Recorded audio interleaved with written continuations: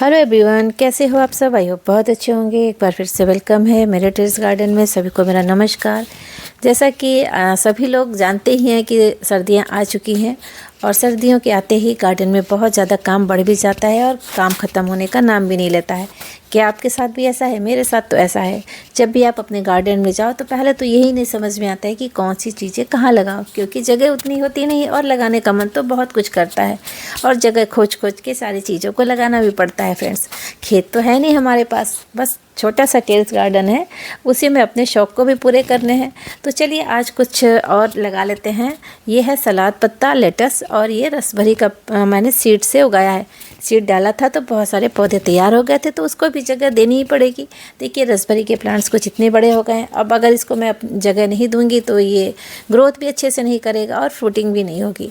मुझे रसभरी काफ़ी पसंद है, तो मेरे पास सीड था, लास्ट ईयर मैंने रखा था, उसी से ये बहुत सारे पौधे तैयार हुई है। और लेटस के तो मैंने बहुत ही ज़्यादा सीड रखे थे फ्रेंड्स, आप लोगों ने मेरी एक वीडियो में देखा होगा, बहुत ज़्यादा, उसी से मैंने ये पौधे तैयार किए हैं।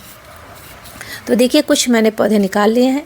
और जानते फ्रेंड्स, पौधे तो बहुत है लेकिन जगह नहीं है उतनी जितने पौधे हैं। और मैं लगा के करूँगी क्या, मैं सबको जिसको ज़रूरत होगी मैं पौधे दे भी दूँगी और देती भी हूँ। अगर मैं सीड से ग्रो की हूँ और मेरे पास बहुत पौधे हैं तो मैं सबको देती भी रहती हूँ। और देखिए इस तरह से इस छोटे से ट्रे में मैं लेटस को मैंने लगा दिया। और इस तरह से अब ये, क्योंकि अभी तो सब्जियां लगाने का समय है, सीज़न की शुरुआत ही है, विंटर्स की शुरुआत है। और बीच बीच में देखिए मौसम भी काफ़ी ख़राब होता जा रहा है, कभी गर्मी कभी सर्दी, समझ में नहीं आ रहा फ्रेंड्स। इससे पौधों पे बहुत ज़्यादा इफ़ेक्ट भी हो रहा है। और देखिए ये मैंने मूली लगाई है, इसमें छोटी वाली जो गोल वाली रेड वाली मूली होती है उसी को लगाया है।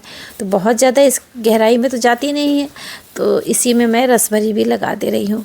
और जानते हैं फ्रेंड्स, इस डायरेक्शन में बहुत धूप नहीं आती है, क्योंकि सोलर की वजह से दोपहर के बाद की धूप रुक जाती है, शेड हो जाता है। फ़िलहाल मैंने लगा दिया है, मॉर्निंग में तो आती है लेकिन दोपहर के बाद से थोड़ी सी कम हो जाती है धूप।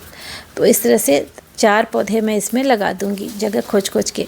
और देखिए मूली की भी ग्रोथ बहुत तेज़ नहीं है, क्योंकि धूप इसको कम मिलती है और कोई भी प्लांट्स को धूप बहुत ज़रूरी होता है। तो देखिए एक पौधा बच के, इसको भी मैं जगह दे देती हूँ फ्रेंड्स। और आप लोगों ने अभी तक क्या क्या लगा लिया है? मैं तो धीरे धीरे बहुत सारी चीज़ें लगा रही हूँ और बहुत सारी चीज़ें लग भी गई हैं फ्रेंड्स।